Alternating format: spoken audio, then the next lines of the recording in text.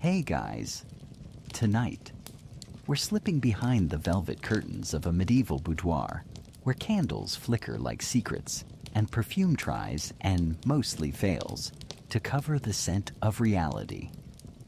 You're not royalty, but your company is reserved for them.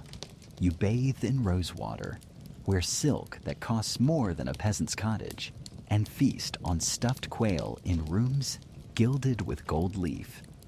But don't get too comfortable, because while your eyes sparkle and your fans flutter, you also carry an unspoken burden, a life that is beautiful only in shadows. You're a courtesan, revered, desired, purchased. Everything about you is carefully calculated. Your dress, your voice, even how you laugh. But every gesture hides exhaustion. Every glance conceals a secret.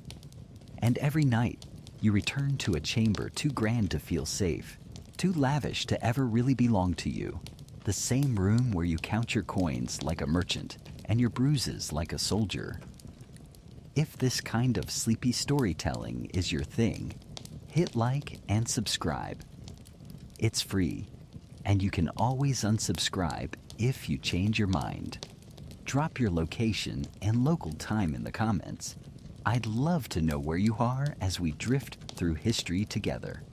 Now, get comfortable. Dim the lights, let your body relax, and follow the soft rustle of silk into the golden cage where you live, perform, and try, night after night, not to lose yourself entirely. You open your eyes to a world drenched in candlelight. The hour is late. Outside your window, the streets of Florence, or Paris or Venice, have quieted to a hush of horses, bells, and distant voices. The air is thick with incense and gossip.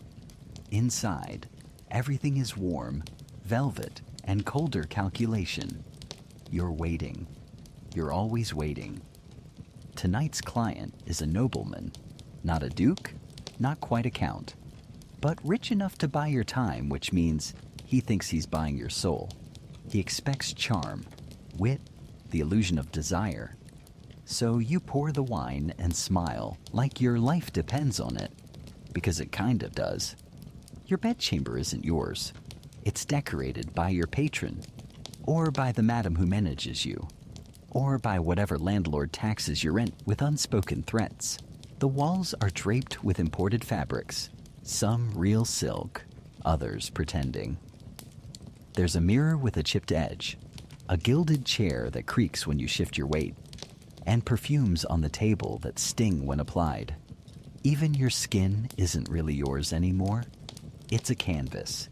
You dust it with rice powder so your complexion appears flawless, though it makes you sneeze and cracks around your eyes. Your cheeks are reddened with a dye that used to be crushed insects. Fancy, right? Your lips are stained with wine or berries. If you're lucky, you haven't used mercury-based rouge this time. You'd like to keep your teeth a little longer. Historians still argue whether courtesans had more freedom than wives. One thing's for sure, you have more autonomy than a chambermaid, and far less than anyone thinks. You can turn down a suitor, but not often. You can choose who shares your bed, but only within the boundaries of power and survival. There's a myth that your life is easy, that it's all pearls and poetry. But your body tells another story. Your back aches from posture. Your feet blister in heels no one expects you to walk in. And your belly is never full because beauty requires hunger. Your laughter is rehearsed. Your flirtation is a job. And your safety. Entirely dependent on the whims of the men who think they own you. And yet, somehow you do wield power. You whisper in ears that control cities. You hear things no one else hears. Sometimes you even nudge decisions. A war delayed, a tax lifted, a marriage dissolved. All because you knew how to time a sigh or drop a name at just the right moment. Still, the nights can be terrifying. Sometimes your client is gentle. Sometimes he is drunk. Sometimes he's a soldier who's killed a man that day and wants to forget. Sometimes he forgets you're a person. You learn to read eyes before they speak. You become an expert in pacing. Not too eager, never bored. You pretend surprise when they recite the same poem they've recited to 5 other women. You flatter, but not too much. You comfort, but you never truly care. Not because you're heartless, but because you can't afford to. Your rival isn't just the other courtesans, it's time. Because your power fades the moment your youth does. You're already watching newer girls arrive. Brighter eyes, tighter skin, less bitterness behind the lashes. They think this life will make them stars. You don't tell them what it really makes you. Exhausted, isolated, and terrified of becoming irrelevant. And you stay sharp. You count your coins carefully. You keep one dagger under the pillow and another under your smile. You memorize who owes you favors. And you never, ever fall in love. At least not without a contingency plan. There's always the fantasy. A patron who rescues you, marries you, whisks you off to a countryside estate where you wear white dresses and eat fruit from golden bowls. But that's not your story. That's a play performed for nobles when they want to feel generous. You know the truth. You know that courtesans rarely get endings. They just vanish when they stop being beautiful. Still, you light another candle. You adjust the fabric of your gown. You practice your smile in the chipped mirror. Because tonight, once again, you are the most dangerous person in the room. And that's the real secret, isn't it? Underneath the powder and perfume and poetic lies, you are sharp enough to cut a king's throat with a glance. You just have to survive long enough to use it. You wake to sunlight that feels more like an accusation than a blessing. It sneaks past the heavy drapes and lands right on your eyes, no matter where you turn your head. The linens are twisted, the perfume faded, and your jaw aches from holding too many pleasant expressions too long. The courtesan's morning is not a slow one. You rise early, earlier than your noble visitors would guess, and you begin the first task of your day, becoming someone else. First, the face. You lean over the cracked basin where yesterday's rosewater has gone sour, and you splash it on anyway. Your skin stings. The cold bites. You scrub away last night's cosmetics with a cloth rough enough to exfoliate a conscience. Then you reapply the mask. There's lead powder which promises a porcelain glow, but slowly poisons the skin beneath. There's crushed pearl if you're lucky, or just powdered chalk if funds are tight. Then the eyebrows, tweezed thin, arched high, and sometimes drawn back on with soot or crushed beetle paste. The rouge, still from insects, still vaguely horrifying. You smile into the mirror. The effect is charming. The reality is rot. And your teeth. Ah, yes. You used to flash them. Now you've learned to cover your mouth when you laugh. Sugar has become popular among the upper classes, and with it, a sudden explosion in dental tragedy.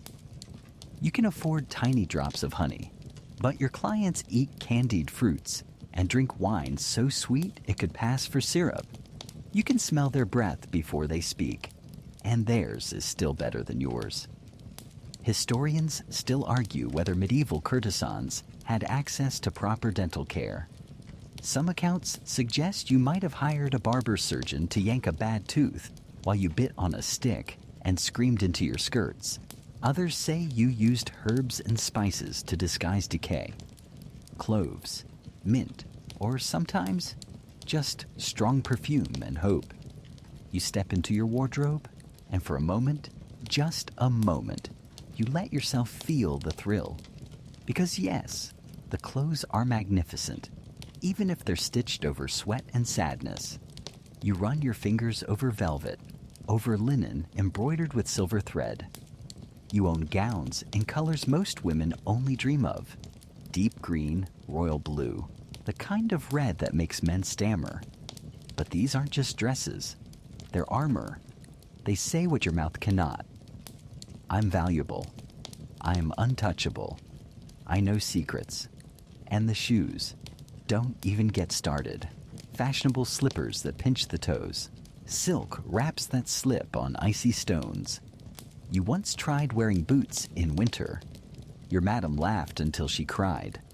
There's a quirky account from a Milanese record, though no one can quite agree if it's satire, of a courtesan who wore live songbirds sewn into her skirts. They'd flap and chirp as she walked past balconies. Honestly, it wouldn't surprise you. Women have gone to stranger lengths for attention. Breakfast is sparse. A piece of bread. Maybe some olives. The occasional boiled egg. But nothing too filling. Your waist must stay corset tight. Your breath can't smell of garlic. And you must always be hungry enough to flirt with desire, even if all you want is sleep. You sit near the window and listen to the city waking. Carts clatter down cobblestone. Apprentices shout. Somewhere, a baker's boy sings a hymn that's completely out of tune. And yet it's comforting. You're still here. You've made it through another night. And now the letters begin to arrive. Servants knock softly. A folded parchment here. A sealed envelope there. Some are invitations to dinners, to performances, to private viewings. Others are requests. Desperate ones. A man asks you to visit and lift his spirits. Another begs you not to tell his wife what he confessed. A third sends a poem, badly written and suspiciously stained. You sort through them like a merchant assessing spoiled fruit. Who's worth the time? Who's dangerous? Who pays well but drinks too much? Who pretends to be a poet but hits like a drunk? You have a system. It keeps you alive. Mid-morning you rehearse. Not songs or dances, though sometimes those too. Today you practice speaking Italian with a better accent. You might need it for an ambassador later in the week. You recite stories from Ovid so you can quote them flirtatiously. You memorize details of recent politics so you can seem both dazzling and disinterested over wine. It's a myth that courtesans were uneducated. Many of you are smarter than the men you entertain. You have to be. You read, write, argue. You perform. You know how to shape the room's energy just by walking into it. But no one sees that when they look at your powdered face. By midday, the sun is too high and you hide from it. You retreat into the shadowy cool of your quarters. You avoid mirrors in this light. They show too much. They reveal the tired lines beneath your eyes, the places where your makeup has settled like sediment. So you lie down and rest, but you don't sleep. You can't afford to. Sleep smudges your face, flattens your hair, slackens your expression. And there's always someone who might arrive unannounced. A client, a rival, a tax collector, a priest with a half-hearted warning about your soul. You once had a dream, just once, about a quiet life, a husband who didn't care about money, a cottage near the hills, chickens maybe, a fire in the hearth. But you woke up and laughed, because that's not your world. You wouldn't even know what to do with peace. The afternoon passes slowly. You repair your dress. You stitch a loose hem. You rearrange your cosmetics like a soldier preparing for war. And just as the light starts to turn golden, just as the shadows stretch long, you know it's time. Time to smile again. Time to pour the wine. Time to listen to the same stories, flirt with the same promises, and pretend the same dream is still alive. But first, you check your teeth in the mirror. One's a little loose. You press on it gently. It doesn't move. Not yet? You smile? Powder? Perfume? Perfection? Almost? Evening creeps in like a cat through the window, slow, sly, and full of expectation. The streets buzz again with murmurs and laughter. Lanterns are lit. The scent of roasted chestnuts wafts up from the square. You can hear music drifting faintly from a nearby villa, lute strings and soft singing, the soundtrack of a world that believes it's in control. You, meanwhile, are tightening your bodice. Again, tonight's engagement is not a casual visit. It's a contract. The kind written in ink, signed by trembling hands, sealed with wax. Always read. Love may be fleeting, but paperwork? Paperwork lingers. Yes, courtesans often worked under legal agreements, sometimes for weeks, sometimes for years.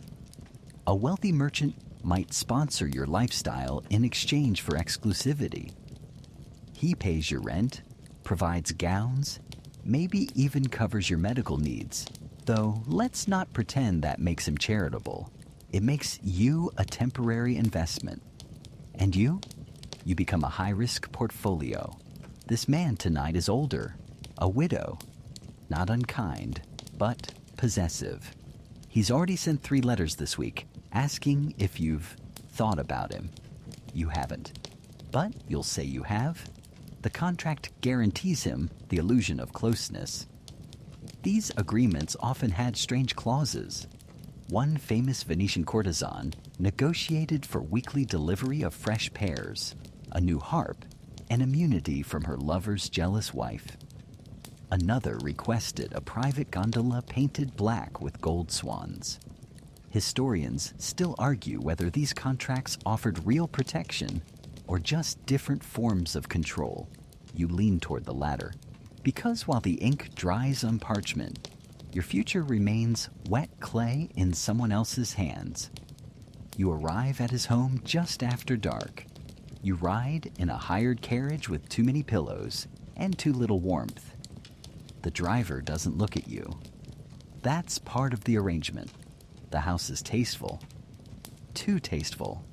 A place where nothing personal ever happens. You are led to the drawing room.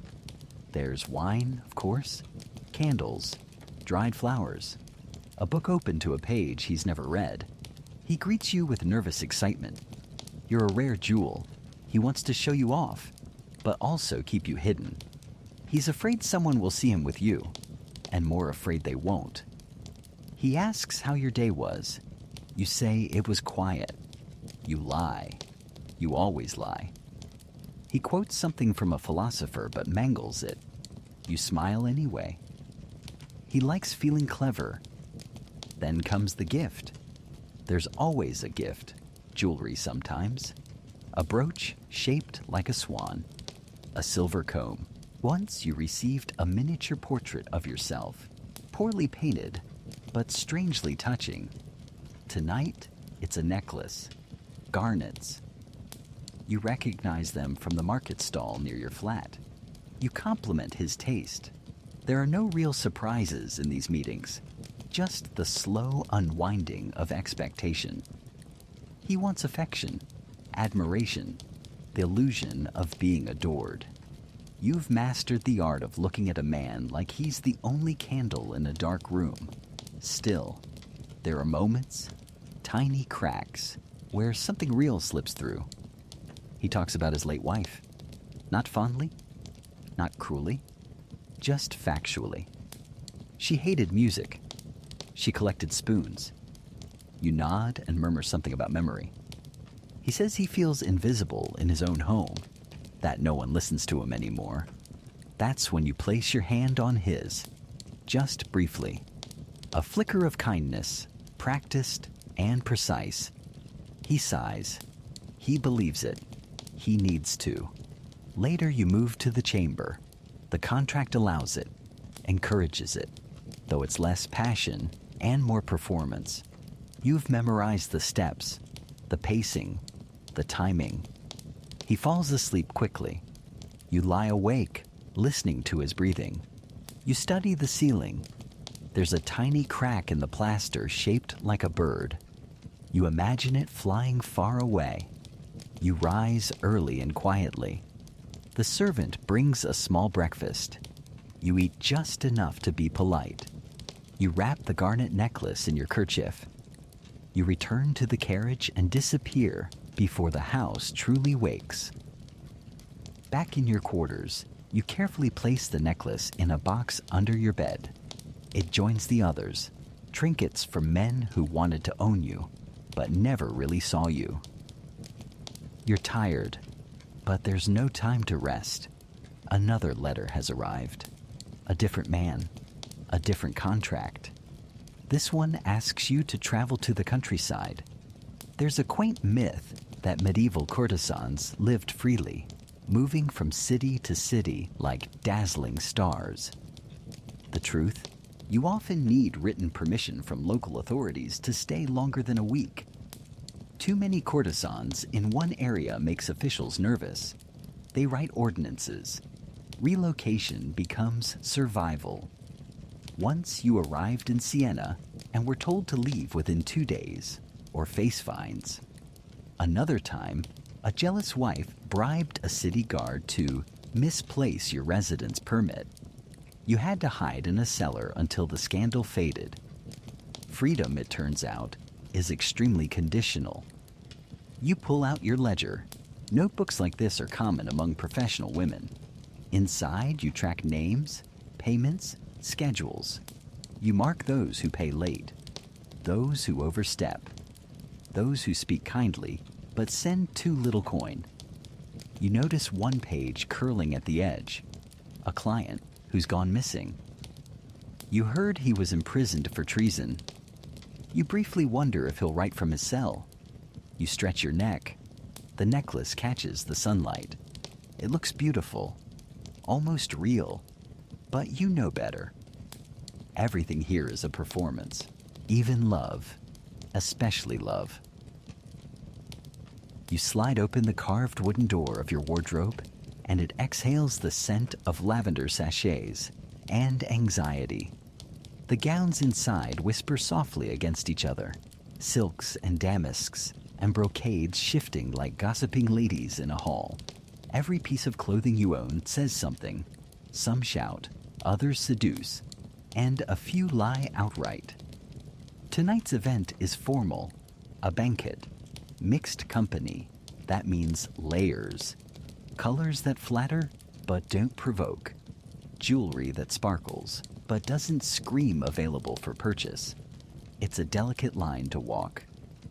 One wrong hue, one too low neckline, and suddenly you're a scandal in satin.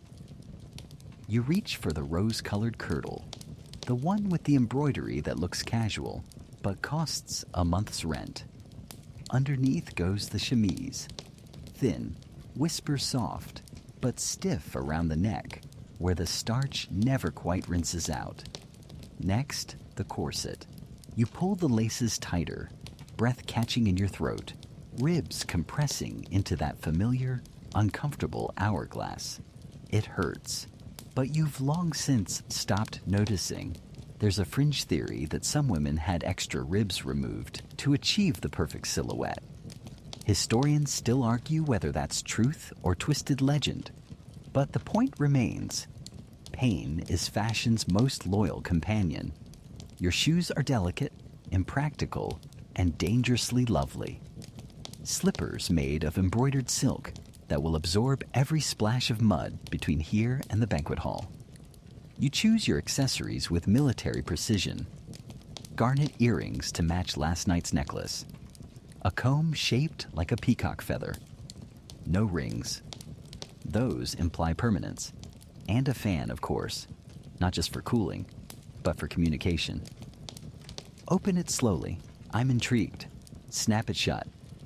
I'm irritated. Hide your mouth behind it. I'm pretending to laugh at your terrible joke. Getting dressed isn't just preparation, it's performance. Each item is a defense, an illusion, a soft-spoken threat wrapped in velvet. As you fasten the final clasp, you look at yourself in the mirror. You look composed, glowing, mysterious, and under it all just a little exhausted. Then you're out the door, down the stairs, into the hired carriage. You keep your head turned slightly to the side. It's more flattering that way. At the banquet, you're not the only courtesan in attendance. There's Marcella draped in gold, eyes like razors, and Celeste, barely 16, trying too hard to look 25. You nod to them, the way soldiers acknowledge one another before battle. The room is bright with torches and chandelier light. The nobles fill the space with loud voices and louder cologne. You glide through them, a living painting, a soft whisper of beauty and skill. You are seen, but never touched. Admired, but not approached, unless invited. You take your seat at the long table next to a bishop who pretends not to know who you are. He speaks to you in Latin. You reply flawlessly. He coughs, shifts, changes the subject. There's food, of course. Roasted game, honey-glazed fruits, pies shaped like birds in flight. You nibble. Not too much. Greed is unattractive, but you mustn't refuse either. That looks suspicious. A merchant beside you spills wine on his sleeve while describing a new spice trade route. You smile, feign interest, and gently steer the conversation toward whether he plans to visit Venice next month. You know his wife will be traveling. You might be able to fill his time. You note reactions carefully. A flutter of lashes here, a paused sip of wine there. Every glance has weight. Every phrase is a thread. If you pull it just right, it might lead to gold. Then someone makes a comment. Loud, crass, something about the difference between wives who obey and women who perform. The room chuckles. Eyes flick toward you and Marcella. The moment hangs, sharp and sour. You raise your fan, tilt your head, deliver a line so subtle, so sweet, and so poisoned that the laughter dies in a heartbeat. Marcella smirks. The bishop blushes, and the nobleman who made the comment stares into his goblet like it contains salvation. That's how you survive, not just with beauty, but with language, timing, grace edged in steel. After the meal comes music, a lute, a small harp, a singer with a voice like smoke. You drift toward the balcony for air. Several men follow. Of course they do. You speak softly, offer compliments that feel like secrets, and listen far more than you speak. This is the part they'll remember. The part where you seemed just out of reach. One of them, a young baron with a crooked tooth, asks if he can see you privately. You smile, ask for his name again. He says it louder. You nod slowly, as if committing it to memory. You don't answer. That is your answer.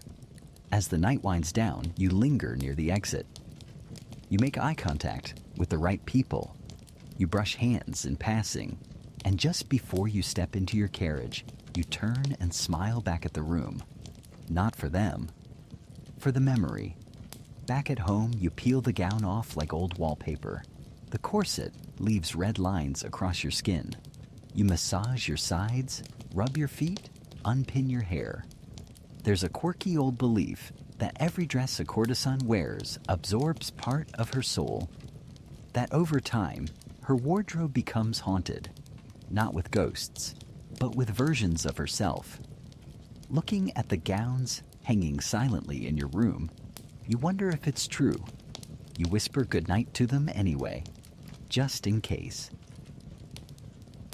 The rooster crows far too early, and you groan, because unlike the respectable ladies of the city, you don't get to wake up whenever you please. There are appointments to track, correspondence to answer, gowns to repair, servants to manage, and of course, your face to reconstruct. You sit at your vanity, blinking sleep from your eyes while the candle flickers. A maid, silent and precise, brushes out your hair. You wince as she hits a knot. She winces too. You both pretend it didn't happen. Today is different. There's no feast, no banquet, no poetry readings by men who can barely rhyme. This is a workday in its purest form, which means your morning is booked, and so is your night. Your first client arrives just after dawn. He's discreet, which you appreciate. Not all of them are. Some arrive in full livery, trumpeting their shame like peacocks. This one, though, he slips through the door like a shadow. He's young, shy, reeks of cloves, a noble's third son. He's heard things, wants to try things, doesn't know where to start. You do. It's not always about seduction. Sometimes it's about instruction, gentle guidance, managing fear disguised as bravado. There's a delicate art to teaching a man how to please without bruising his ego. You've practiced it the way others practice scales or fencing. By mid-morning, he's gone. Grateful, overwhelmed, lighter in the purse. You eat half a fig and drink water steeped in mint. Then you check the calendar. Handwritten, dog-eared, and tucked inside a hollow book. 2 more clients today.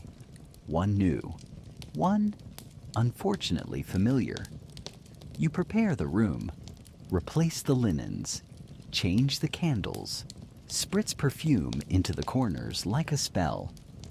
You wonder how many other women are performing this same ritual across the city. How many are bending time and space to make 5 square meters feel like another world? Historians still argue whether medieval courtesans felt empowered by their routines or merely imprisoned by them. You're inclined to say both. There's a rhythm to the day that becomes a trance. You lose hours preparing, hosting, recovering. It's not just the physical act of entertaining, it's the emotional labor, the effort it takes to anticipate needs, to soothe, to flirt without promising, to seduce without surrendering. You change into a lighter gown, blue this time with white trim that brightens your complexion. It's a deliberate choice. The next client has a thing for innocence. You practice your breathy laugh, rehearse a surprised expression, then remind yourself not to overdo it. You don't want to come off as theatrical, just lightly enchanted. The door creaks. He enters. He's rotund, smells faintly of grease and pride. A man who made his fortune selling barrels. The kind who assumes his money is more seductive than it is. You listen. He tells a story about trade routes. Barrels. Something about salted fish. You make the appropriate sounds. Smile at the appropriate places. You adjust your sleeve so just enough wrist shows. He notices. The interaction plays out exactly as expected. No surprises, no terror. Just a polite exchange of time, ego, and coin. You wash your hands afterward. Twice. There's a tiny superstition among some courtesans that washing with rosemary steeped in wine will cleanse you of a man's energy. Whether it works or not, you do it. Rituals matter. The afternoon stretches long and heavy. You write a few letters, a thank you note to a patron who sent silk, a teasing reply to a duke's flirtation, a formal request to delay your city license renewal, just in case funds are tight next week. Licensing. That's another thing no one tells you about. In many cities, courtesans were legally registered. You were assigned a zone to work in, a tax to pay, a priest to report to. It's the kind of bureaucratic oversight more often reserved for livestock. Still, the alternative is worse. Unlicensed women face fines, jail, public shaming. You once knew a girl who got caught twice in 1 month. She vanished after the 3rd time. No one asked where she went. The sun dips low. Your last client cancels. A blessing in disguise. You were starting to feel the day in your knees, your spine, and somewhere deeper, beneath the powder and polish. So, you do something dangerous, something decadent. You take the evening off. You lock the door. Unlace your gown. Pull your hair down. And, luxury of luxuries, you climb into bed while the sky is still streaked with color. The sheets are cool.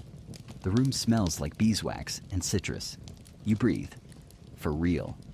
Deep. Long. Like you remember who you are beneath the layers.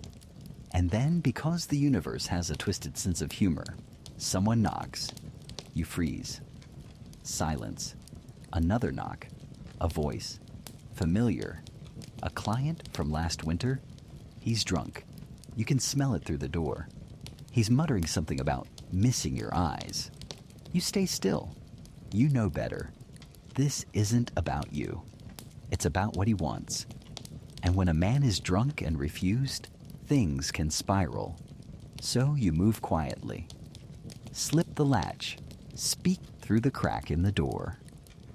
Come back tomorrow, you say gently. We'll talk then. He mutters again. Slurs something about being lonely. You lie. Tell him you're sick. You cough. Just once. Convincingly. Eventually, he shuffles away. You exhale. Lock the door again. And this time when you slide into bed, you don't close your eyes. You stare at the ceiling. You listen to the silence. And you think, not for the first time, how exhausting it is to give so much of yourself and still never quite feel safe. The morning sun slants across your window like an uninvited guest. You pull the curtain slightly tighter, not ready for the day to pry into your thoughts just yet. Sleep was shallow, full of half-dreams and ghostly whispers, the kind of rest that restores nothing, just delays the collapse. You rise anyway, because you must. There's a scroll on your writing desk, sealed with a crest you recognize. An important man. Not royal, but close enough to think himself untouchable. You don't open it right away. You already know the script. Flowery compliments, a subtle order, a promise of discretion. Instead, you tend to yourself. Today, you rub your skin with olive oil and crushed lavender, a trick you learned from an older courtesan years ago. It helps smooth the dry patches left by lead powder. You massage your hands, twist your neck side to side. Then slowly, you light incense and sit by the window with your fan. Not because it's hot, but because fanning yourself has become your shield. You read the letter. As expected, it's a request veiled as a compliment. He wants a private evening to discuss matters of political delicacy. You stifle a laugh. They always think their secrets are rare. You've heard enough pillow talk to start your own ministry. And that's when you remember, this is more than performance. It's espionage. Because behind every soft laugh and low-cut gown is a world of whispered deals, promised favors, and secrets exchanged between sips of wine. The powerful talk in bed. You remember when you first realized this. Years ago, a nobleman, breath heavy with wine, let slip that a neighboring duke planned to betray a treaty. He laughed afterward, like it didn't matter. But you remembered. You told another client 2 weeks later, and that client adjusted his trade routes just in time. That's the true currency of your work, information. And tonight, you're about to walk into a room with someone who thinks he's buying pleasure, but is actually handing you leverage. Historians still argue whether courtesans truly influenced state affairs, or whether those stories are just a romantic myth. But you know the truth. You've seen the way powerful men panic when you bring up their last visit. You prepare. Carefully. You select a gown that says, "I'm listening," but not "I'm impressed." A deep burgundy, modest neckline, long sleeves. You tie your hair back in loose braids, the kind that seem careless, but took nearly an hour to perfect. You choose earrings that shimmer faintly in low candlelight. Before you leave, you whisper to your maid, If I'm not back by dawn, send for Marcella. She nods. She's done it before. The carriage ride is quiet. The driver doesn't ask questions. You count windows on passing buildings. Watch shadows stretch. The house is large, elegant, and cold. You're greeted not by the nobleman, but by a steward. He leads you to a room that feels more like a council chamber than a bedroom. There are no candles, only a fire, no bed, only chairs and a long table with wine, maps, and scrolls. He enters, greets you formally, asks if you're comfortable. You nod. Wait. He talks. Slowly. He's concerned about a rival's rising influence. He suspects betrayal. He names names, but only half of them. The rest he expects you to fill in. You don't. Not yet. Instead, you let him spiral. You refill his goblet. You ask small, careful questions. You smile without showing teeth.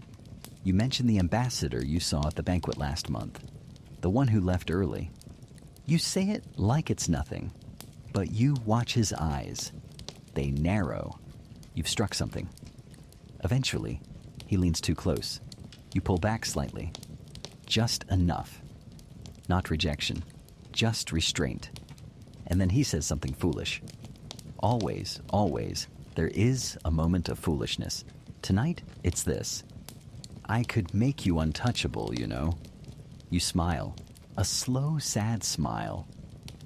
Because he thinks you want protection. He doesn't realize you already have it. You leave just before midnight. He kisses your hand at the door. Too long. You endure it. Back in your quarters, you change quickly. Burn the letter. Wash your hands. Then you write. In your private journal? Hidden behind the loose floorboard, you record everything. Names, dates, phrases.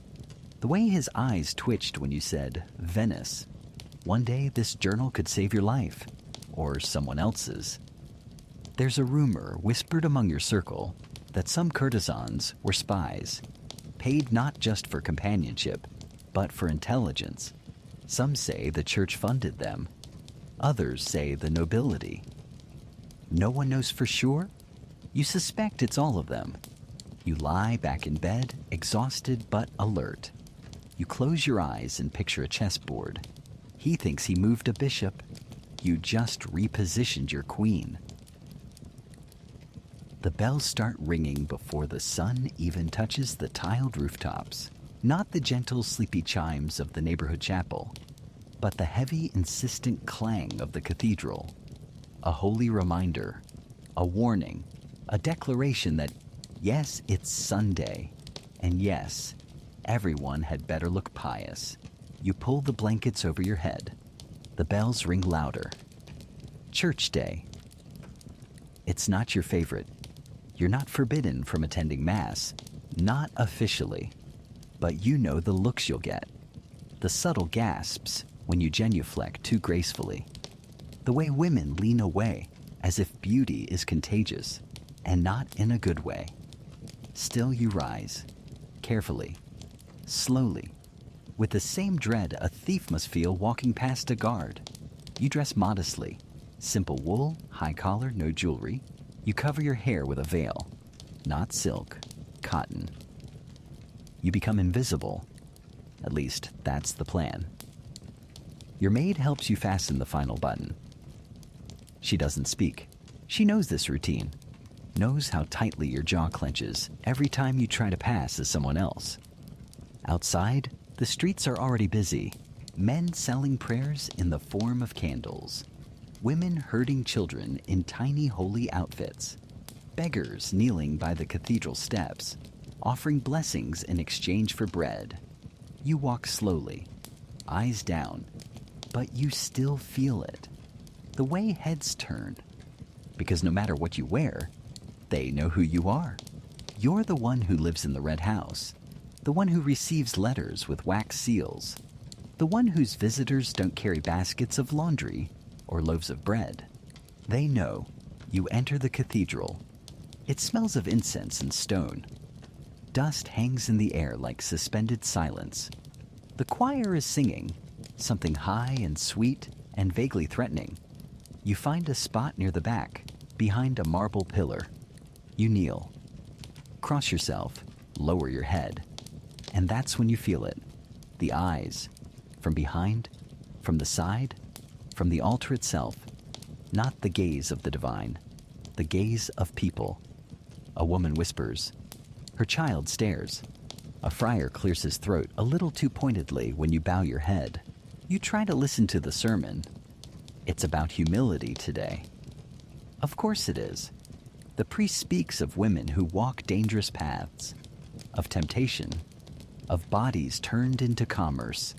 He doesn't say your name. He doesn't need to. You count the bricks in the pillar. You focus on your breath. You wonder what sin he's hiding while he talks about yours. There's a legend that St. Mary Magdalene's tears turn to pearls when they hit the ground. You've always liked that one, if only because it suggests that suffering, when seen clearly, is beautiful. Historians still argue whether medieval courtesans believed in God or simply feared the consequences of not pretending to. You stand when you're supposed to, sit when instructed. You mouth the prayers. And then it happens.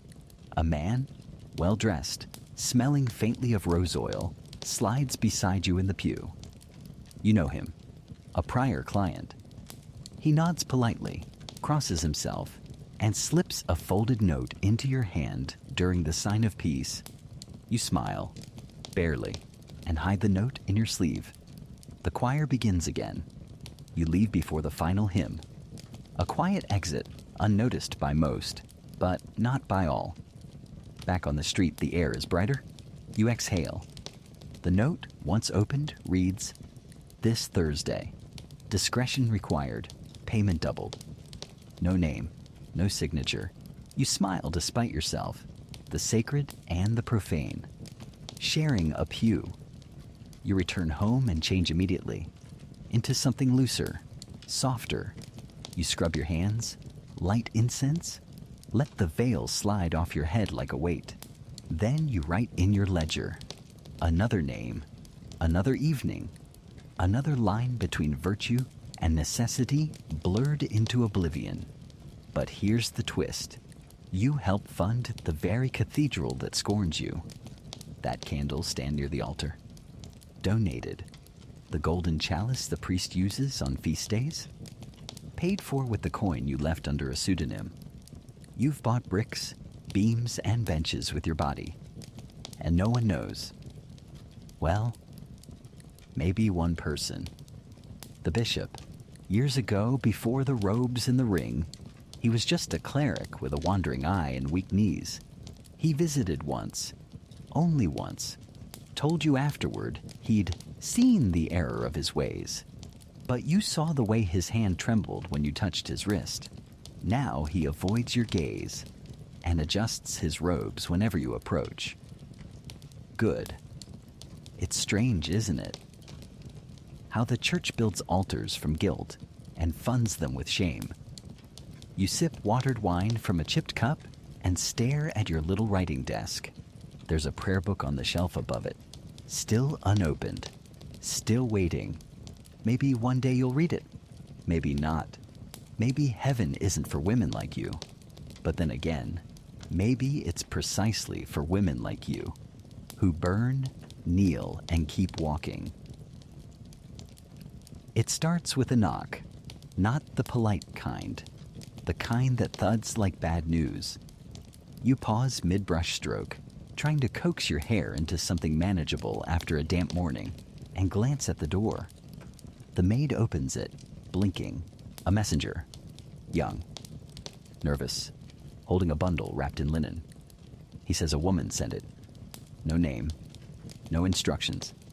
You take the bundle inside and unwrap it. Inside, a vial of amber liquid, a dried flower, and a note written in looping flowery script. For when words fail, burn only half. You don't need to read between the lines. You already know what this is.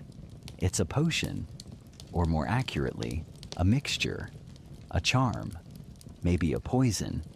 Or maybe just a desperate woman's last hope. Love potions were common in your circles. Not the sparkly kind from fairy tales, but the gritty, bitter ones sold in alleyways and whispered about in markets. You've seen girls drink mixtures of honey, wine, and powdered bone. You've watched them smear herbs on their thighs and pray that the next man would stay longer. There was one girl years ago who swore by a blend of mint, wormwood, and crushed pearls.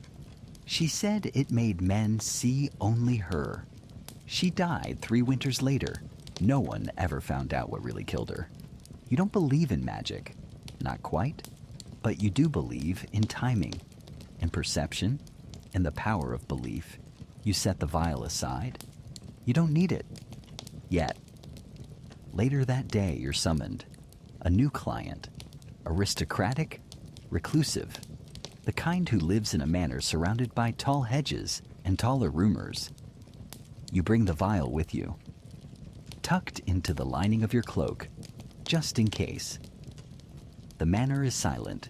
You're ushered in by a man with eyes too calm and hands too clean.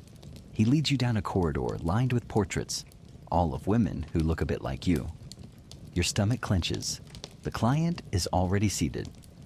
Thin, pale, smiling. He gestures to the chair across from him. Tea is served. Of course it is. He asks strange questions about stars, about dreams, about whether you believe in fate. You answer carefully, and then he pulls something from a drawer, a lock of hair tied with a silk ribbon. Yours, from a brush you lost weeks ago. You don't let your breath catch, but it wants to. He talks about your eyes, your voice, says he's felt a connection since the first time he saw you at the opera, though you've never seen him before in your life. You realize, very slowly, that he doesn't want company. He wants ownership. Historians still argue whether medieval society truly recognized obsession as a sickness or simply mistook it for passion. You know the answer. You've seen it. You keep your voice calm. You tell him you're flattered. You smile. You touch his hand. Just briefly. You say you feel something too, and then you excuse yourself. You claim to feel faint. Too much tea. In the corridor, you press the vial into the butler's hand and whisper, "Tell your master I left him something special. He'll understand." Then you vanish before anyone can object. You don't go home. Not immediately. You walk the long way through the market, past the butcher, past the candle maker, past the apothecary who sells lavender for grief and licorice root for regret. You think of the other women, some still working, some gone, some buried in gowns they couldn't afford in life. You remember one who claimed she'd made a man fall in love with her by smearing rose oil and her own blood across her collarbones. You remember how he left her anyway. You pass a midwife's door and hesitate. Not today, but soon. Because what the history books never say is that half of your survival depends not on charm or beauty or cleverness, but on preparation, on knowing when to say yes, when to say nothing, when to disappear. Back at your quarters, you sit at your desk and open a second ledger. This one isn't for clients. This one is for recipes. Rosehip for calm, belladonna for control, juniper for clarity, a pinch of lie, a dash of truth. You don't brew anything tonight, but you sharpen the quill, label the vials, repack the bundles, because next time you meet a man like that, you may not be able to lie your way out. You may need something stronger. You blow out the candle, lay back in bed, and whisper a prayer, not to the saints, to the women who came before you, the ones who knew how to survive long before anyone bothered to write their names down. You don't wake to sunlight today. You wake to whispers, a soft knock, a voice through the door, not a client, not a servant, Someone you know by the weight of her silence, Livia. She enters quickly, head low, veil drawn, her hand shaking just enough to give her away. Livia is one of yours, not in competition, not quite a friend, but close enough to warn you when the walls start crumbling. He knows, she says. No context. She doesn't need to give any.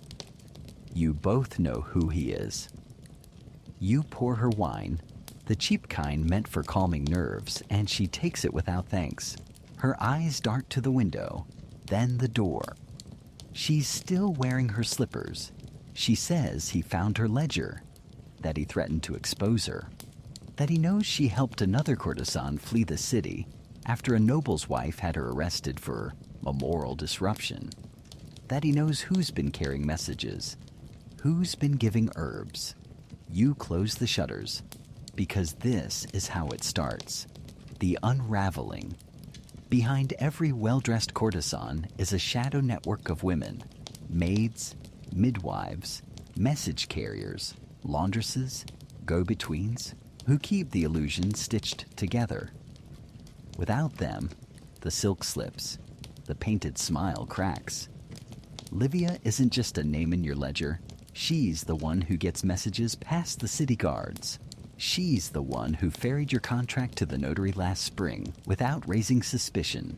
She's the one who delivered belladonna to Marcella when the barrel man got rough. And now, she's in danger. Historians still argue whether these underground networks functioned like true guilds, or whether they were simply informal sisterhoods born of necessity. You've seen enough to know they are lifelines. You offer her sanctuary, one of your safer rooms. You give her your second cloak, the gray one with the hidden inner pocket. You hand her a small pouch of coins, no questions asked. Because you've been her, you may be again. Later, you sit with your maid and review the names. Who's still safe? Who's under suspicion? Who's vanished? One of them, Ada, hasn't been seen in 4 days. She carried messages for at least 3 courtesans. She knew too much. She didn't know enough about how to disappear. You spend the rest of the morning quietly reweaving the net. You send small gifts to the laundress at the mayor's residence, a sweetbread to the priest's niece, a ribbon to the tax collector's wife. You water your roots. Then you meet with Piera, the midwife. Piera is ancient, blunt, and knows more about city politics than any magistrate. She welcomes you with a grunt and slaps your hand when you don't sit straight. She tells you what she's heard. New regulations may be coming. A crackdown on indecency. A reclassification of working women. Fines, relocations, possibly even branding. You exhale slowly. Not again. The city shifts like the wind. 1 week you're protected, even praised. The next, you're an embarrassment the officials want hidden behind walls or shoved outside the gates. You give Piera a small vial in return. It's not poison. Not this time. It's valerian root, ground fine and mixed with mint. For her joints, she says. For her nerves, you know. She gives you a name. A woman near the docks. Quiet, loyal. Good with messages. You nod. Another stitch in the net. Back at your quarters, you help Livia write a new identity. New name. New backstory. New city eventually. You give her one of your simpler gowns. The brown one with the modest neckline. You tie her hair in a new style. And then you walk her to the edge of the district yourself. There are laws against this kind of movement. You both pretend you're cousins visiting an ill aunt. At the corner, you hug her. Quick, fierce. She doesn't look back. You hope that means she'll survive. You return home to silence. The room is dim. The fire has gone out. You sit, you breathe, and then you light a candle. You write Livia's name into the back of your private ledger. Not her real name, the one she chose today. the one she'll live under if luck holds. And beside it, you draw a small flower, a forget-me-not. Like you do for every girl who disappears. Some of them will write back. Most won't. But you remember them all. There's a small, strange comfort in knowing you are not alone. That this life, brutal as it is woven through with quiet hands and stronger hearts. That while the men toast their fortunes and the priests bless their gold chalices, 1,000 invisible women move through alleyways, kitchens, laundry lines, and side doors, holding the whole thing together. You lean back in your chair, let your hair down, rub your eyes. You whisper a name. Hers, someone else's, your own. You light a second candle, just in case someone out there needs to see it. You wake to a pounding in your temples and an itch in your throat that smells faintly of vinegar and regret. Something is off. Not the emotional kind, though that's a constant low hum, but the bodily kind. A fever pulse just behind your eyes. You press 2 fingers to your neck. Feel the throb. Your skin is warm. Too warm. You know what this means.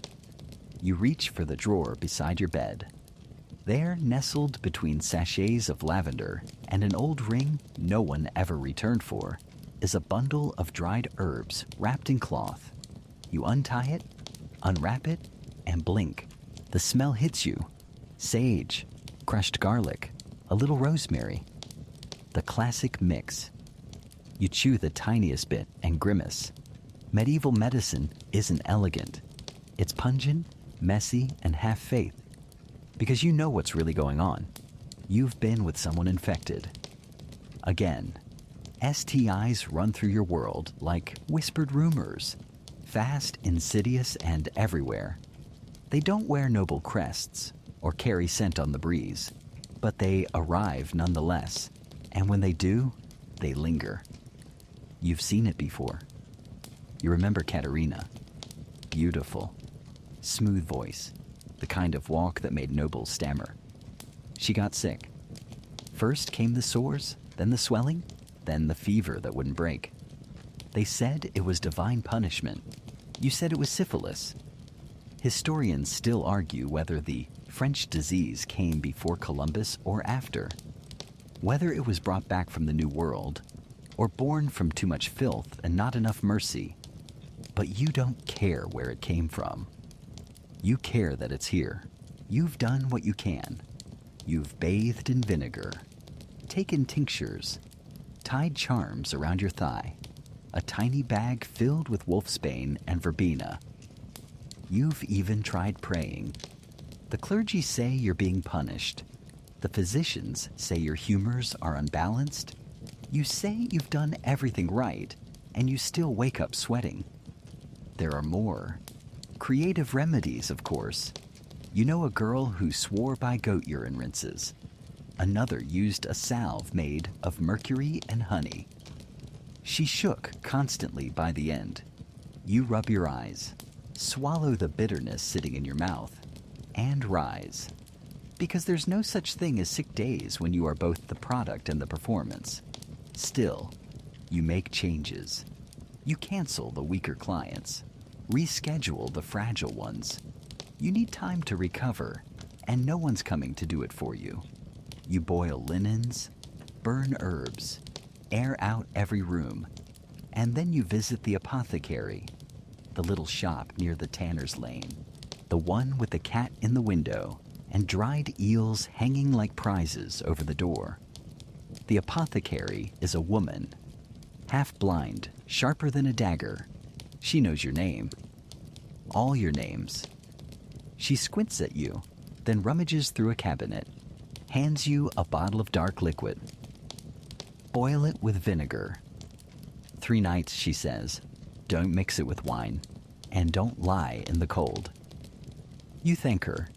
She doesn't ask for payment. Not now.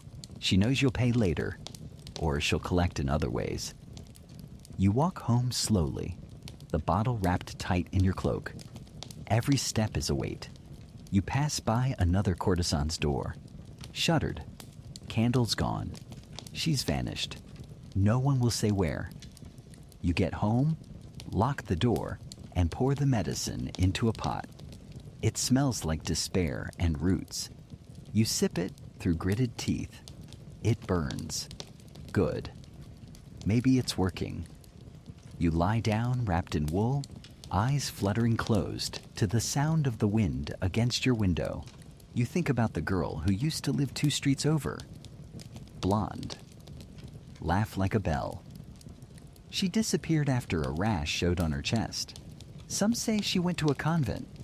Others say she's buried in a pauper's field. You don't want to be her. You want to outlast the fever, outlast the rumors, outlast the disease. Just one more day. One more week. One more mask worn well enough to fool everyone, including yourself. You drift to sleep. You dream of warmth that doesn't burn. When you wake, the fever has broken, but the lesson remains. Your body is your power, your currency, your armor, and sometimes your greatest vulnerability. You drink more of the potion, swish rose water over your hands, breathe deeply. You survive this one, barely, but there will be others, and next time you'll be ready. You take out your ledger and make a note, a symbol, a quiet warning to your future self. Next to one client's name, you draw a tiny skull, not to mark him as dead, but to remind yourself who almost made you that way. The wind changes. It always does, just not always in your favor. By the time autumn creeps into the city, the laws have started shifting again. Not loudly, not with fanfare, but in whispers, in documents passed from magistrates to guards, in notices nailed crookedly to alley walls. You hear about it first from a laundress. She's bleaching linens by the canal, arms red from lye, eyes sharp. She tells you that 3 women were moved to the outskirts last night.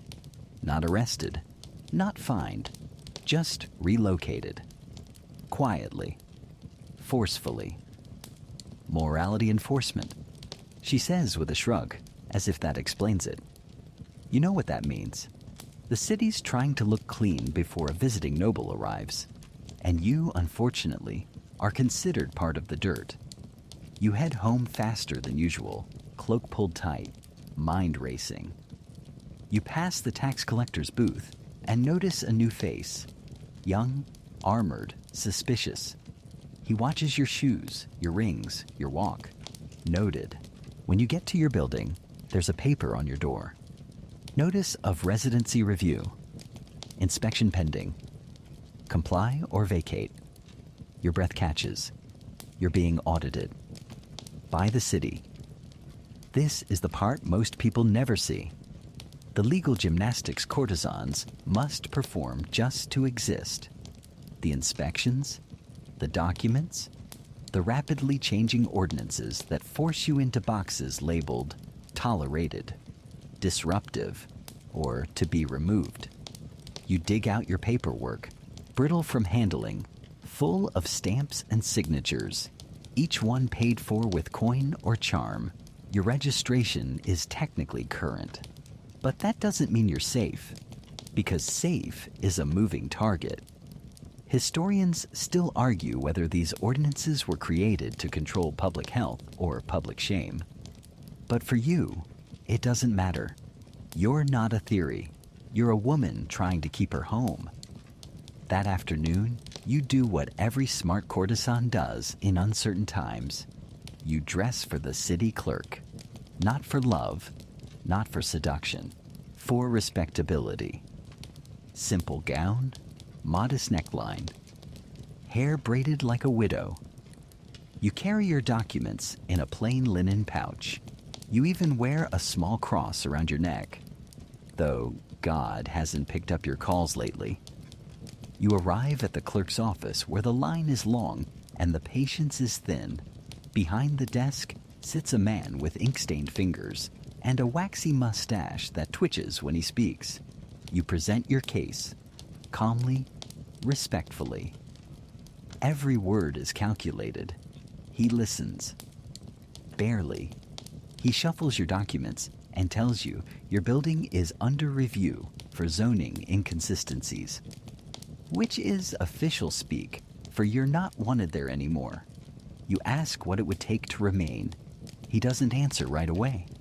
He lifts one eyebrow, taps his pen, then suggests you visit his office later this week, after hours.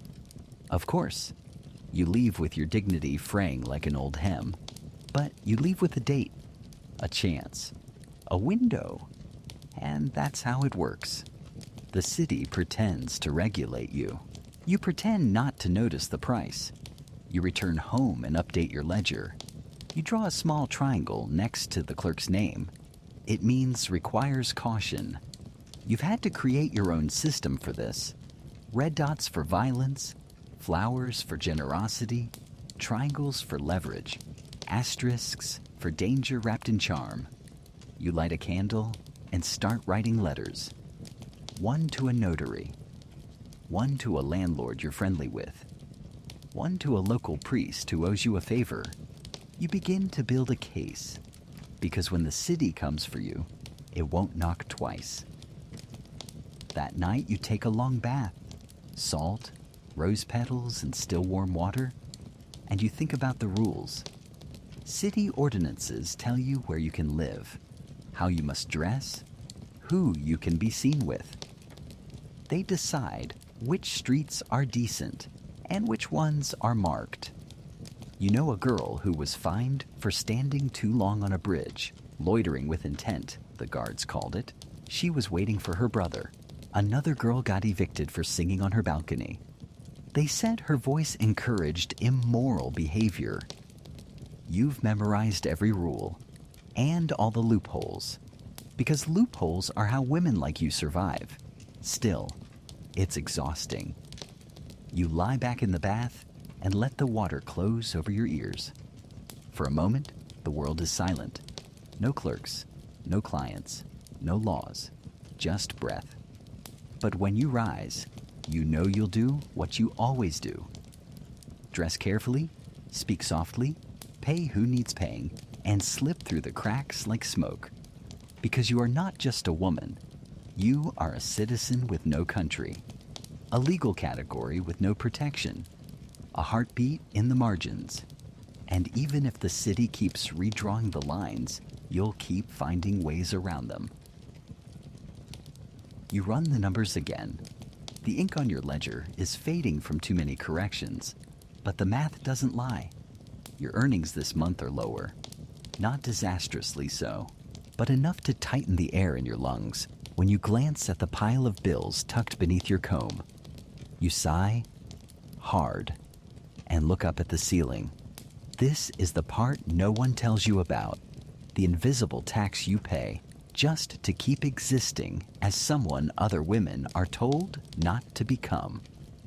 You count the coins in your lockbox, then the ones hidden in the false bottom of your powder drawer. You even check the little stash in the vase no one ever waters.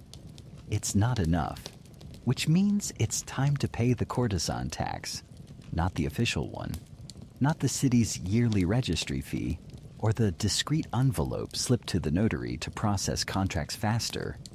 No, this one is deeper, dirtier, quieter. You start with the landlord. He arrives, as always, unannounced, smelling of sweat and self-importance. He eyes the furnishings, not because he likes your taste, but because he knows who paid for it. You hand him the money. All of it. He weighs it in his palm like he might bite a coin. And then he pauses, asks if you'd be interested in a discount in exchange for some company. You smile, say you're too tired. He shrugs, but you know that shrug. He'll raise the rent next season. He always does. Historians still argue whether landlords and city officials saw courtesans as tenants or as tenants, plus perks. You already know the answer. Next, you visit the laundress, the one who's suddenly charging extra because of city inflation. She doesn't look you in the eye when she says it. Then comes the tailor, the one who charges less to girls who have husbands and more to girls like you because you're harder on the fabric. It doesn't stop there. The perfumer wants coin up front now. The priest asks for a donation before blessing your new room. Even the baker raises an eyebrow when you ask for credit. No one calls it a tax, but you pay it in doubled prices, in judgment, in the way your money is always just a little less welcome than a wife's. You once saw a respectable lady throw a tantrum in the shoemaker's shop because he made her wait behind you. He apologized to her. You smiled, paid double, left in silence. But there's another kind of tax too, the one you pay in secrets, in favors, in silence. Tonight, you owe someone a favor. One of the guard captains. He let a friend of yours out of trouble last spring. Now he wants repayment, not in coin, in information. You meet him near the old well in the square. The air smells of damp leaves and bread crusts. He leans on the wall like he belongs to it. He asks about a merchant, one you know, biblically and otherwise. You weigh your words. You say just enough to satisfy the captain's curiosity, not enough to betray the merchant. Balance. Always balance. That's the real tax. Never saying everything you know, but saying just enough to keep breathing. You walk home under a pale moon. The wind chases your heels like a rumor. When you arrive, there's a message tucked under your door. We noticed you haven't paid your contribution this week. Discretion appreciated. F. You don't even blink. F is the madam who runs the unofficial security for your street. She pays off guards, keeps city clerks happy, and in exchange demands silent weekly donations from every woman on the block. You light a candle, open the drawer, count out the coin. You'll deliver it tomorrow. Wrapped in ribbon, no note. You once tried skipping a week. Never again. The next day, a visiting noble showed up at your home drunk and shouting. No guards came. The doors didn't hold. It took your maid slamming a brass candlestick into his head to get him out. You pay double after that. You make one final note in your ledger. A new symbol. A spiral. It means ongoing cost. It means not optional. It means just pay it and move on.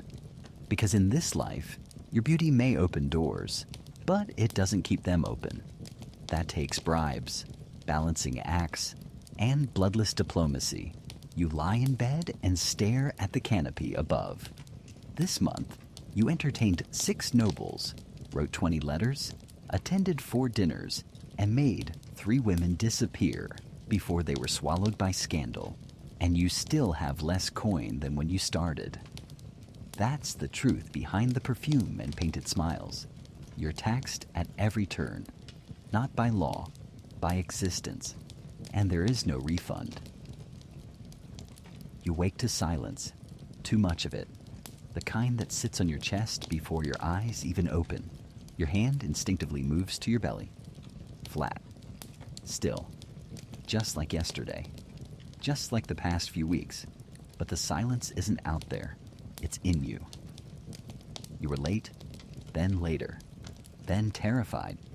Now, nothing. The sickness you felt every morning is gone. No more aching breasts. No more dizziness. Just that stillness. Heavy and hollow. You've been here before. You sit up slowly, press your palms into the mattress like it might ground you. The room is pale with morning light, and the air smells faintly of rosewater and ash. You light a candle and whisper a name that never got to be a name. And then you begin the day. Because you have to. Because if you stop moving, even for a moment, the grief will eat you. This is the part no one writes about in their poems. The part where courtesans, mothers, almost mothers, never mothers, bleed alone into silence. There is no ceremony, no priest, No comforting arms or gentle euphemisms. No miscarriage. No spontaneous loss. There is only your body and the knowing.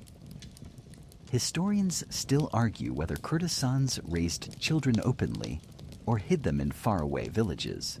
But you know the truth is more complicated than either, because sometimes the children never arrive at all.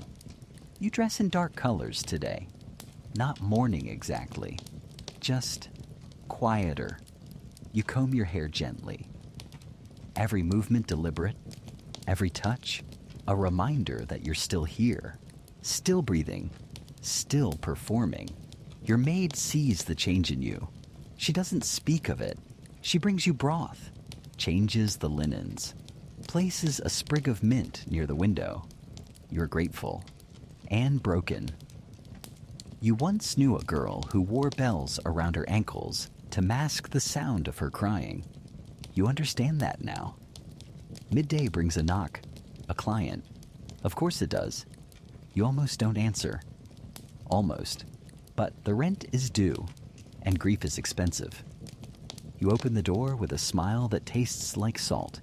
He's young, loud, too full of himself to notice the tremble in your hands. You let him talk. Let him touch. Let him pretend he's the first to ever make you laugh like that. After he leaves, you sit in silence again, and then you rise. You light incense, boil water, brew a tea with mugwort and parsley, a midwife's mixture for cleansing, though no one talks about what that really means. You sip it slowly. It's bitter, almost angry. You remember the girl who carried her baby to term and gave it to a convent. You remember the one who tried to hide hers and bled for 3 days before anyone found her. And you remember your own mother. Brief flashes, a voice, the scent of cloves. She was a servant. She left you at a church door wrapped in fine linen that didn't belong to her. You wonder if she loved you, if she wanted to keep you, if she named you before she walked away. Later that night, you visit Marcella. You don't say why. You just bring wine and sit beside her in the candlelight. She doesn't ask. She just holds your hand. Together, you watch the flame flicker like a heartbeat, trying to decide whether to go on. She tells you about another girl, one who disappeared last winter. Not vanished, just left. Took a boat out at dawn and never came back. They say she was carrying a nobleman's child. They say she wore white. You finish your wine and exhale. You don't need a monument. You don't need a poem. You just need to be remembered. After Marcella falls asleep, you walk home under a half moon. The air is cold. Your cloak flaps behind you like wings. When you get home, you open the hidden drawer beneath your writing desk. Inside is a ribbon, blue, from a dress you wore when you first began this life. You take a piece of parchment and write something down. Not a name, just a letter, a placeholder, a whisper. Then you place it under the ribbon and close the drawer. Some women bury their pain in the earth. You bury yours in silk and wood. Tomorrow, the performance resumes. The lace, the lipstick, the ledger. But tonight? Tonight, you are just a woman who almost became a mother. And that is more than enough to grieve. The streets feel smaller than usual today. You pass the familiar stalls. Lace, fruit, leather. But the air carries something sour. Not a smell exactly. A feeling. You walk faster. Eyes down. Fingers brushing the edge of your cloak for comfort. Something's coming. You don't know what? Back at your quarters, there's a note pinned to your door. We regret to inform you that your status has been re-evaluated. Your residency is hereby revoked. You have 3 days to vacate. No seal, no explanation, just 3 days. You crumple the paper in your hand, then smooth it again. Because that's what you do now. Press disaster flat and try to pretend it was always part of the plan. You sit. Stare at your hands. They're shaking. You've spent years building this room into a fortress. Curtains chosen by candlelight. Perfumes aligned like soldiers. A hidden blade under the mattress. Ledgers that track not only clients, but which guards can be bribed and which maids are quiet. And now it means nothing. You consider your options. Marriage? A long, loud no. No one would marry you now, not unless they wanted something more transactional than romantic. And even then, your age is starting to whisper behind your back. A convent? You snort. They'd sooner turn you into a cautionary tale than take you in. Disappearing entirely? Tempting. Historians still argue whether courtesans had real exit strategies or whether they simply faded into the fabric of their cities like worn silk. You've seen both. The lucky ones become madams. The luckier ones inherit money. The rest vanish. You open your closet, start packing. Carefully. The red gown goes first. It was never subtle, but it bought you a patron that one winter you were desperate. The green one follows. You won't need it again. You set aside the blue kirtle. You might still wear that to your next location, if there is a next. You gather the trinkets, the letters, the pressed flowers from past clients that pretended to mean something, the garnet necklace, the miniature comb, the ivory-handled brush. You've kept everything that once made you feel wanted, but now it just feels like debris. You send a runner to Marcella. She arrives an hour later, breathing hard, face flushed. You hand her the letter. She reads it once, then reads it again slower, like it might change. What will you do? She asks. You shrug. Disappear, I suppose. She doesn't laugh. She knows that's not a metaphor. Together you go over names. People who might help. A priest with a fond memory. A merchant whose ledger you didn't report. An older courtesan who left the city 2 years ago and might still have a room above her wine shop. You make a list. A quiet, hopeful, desperate list. But none of them are guarantees. You pack into the night. The stars peek through your shutters, soft and mocking. The moon is thin and sharp like a blade. The city never felt like home. Not really, but you carved a space into it. And now it's being taken. You pause to rest. Open a bottle of something sweet, leftover from a client who thought sugar could replace sincerity. You drink slowly, and you remember.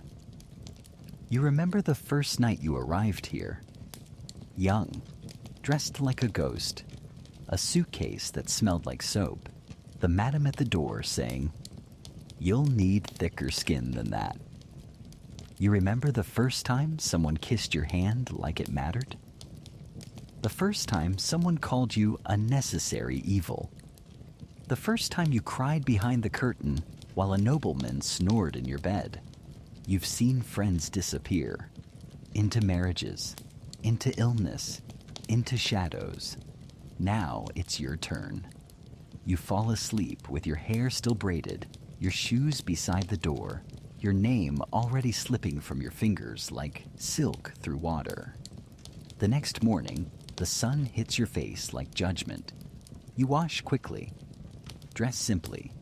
You take one last look around the room, your home, your stage, your shield, and then you leave. You step into the street carrying only what you can manage. You blend into the morning crowd. No one looks twice. That's the thing about courtesans. When they vanish, the world shrugs. 3 doors down, a new girl is already arriving. Eyes wide, hair curled, letters in her pocket, hope pinned to her sleeves. She won't last, you think. But then again, they said the same about you. The road out of the city is uneven, littered with pebbles, and the kind of silence that presses too close. Your boots, borrowed from Marcella, pinch your heels. The bundle on your back feels heavier with every step, not because of weight, but because of what you've left behind. You pass people who don't look at you. Farmers heading in with carts of wilted vegetables. Merchants balancing crates on donkeys too stubborn to be hurried.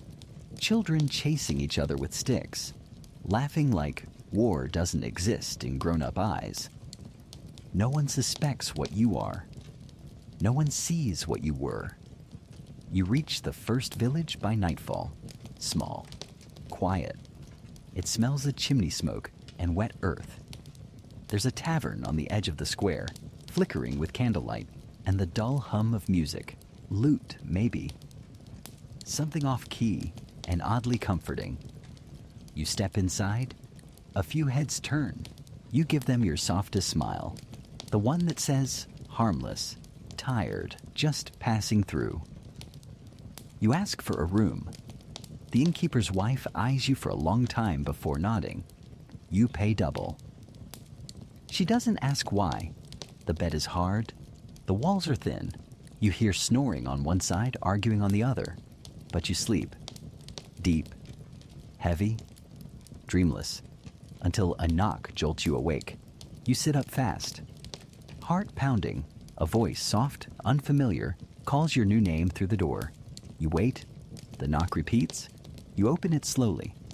A woman stands there, maybe 30. Hair pulled back, apron dusted with flour. She glances up and down the hall, then steps inside without asking. "I know who you are," she says. Or rather, who you were. You say nothing. She hands you a small piece of paper, folded, unmarked. "I used to be one too," she says. "Before this place, before the husband, before the bakery. I had a name once that made men tremble." She smiles, but it's tired. You're not the first to come through here. You unfold the paper after she leaves. It has 3 names, 3 places, all written in the same careful script. You recognize one. A woman who vanished from Florence just before the riots. You exhale. There's a net, after all. Even out here. The next morning, you help clean tables. Not because you have to, but because your hands need something to do. The innkeeper's wife softens. She offers you bread. You accept. Then the rumors begin. Whispers of plague upriver. A fire in the southern district of the last town. A noble family in hiding. The world, it seems, is unraveling faster than usual. You keep your head down.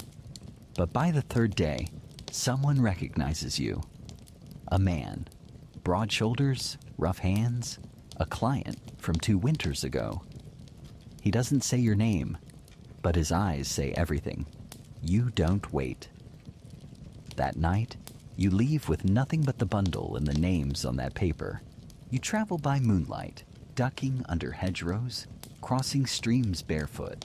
You sleep in stables, barns, once beneath a cart. You reach the next city after 6 days. It's bigger, noisier, the kind of place where you can get lost fast. You find the address on the second name, a candle shop with an upstairs room. The door opens before you knock. A woman in her 40s, hair pinned high, eyes like flint. She looks you over once, then steps aside.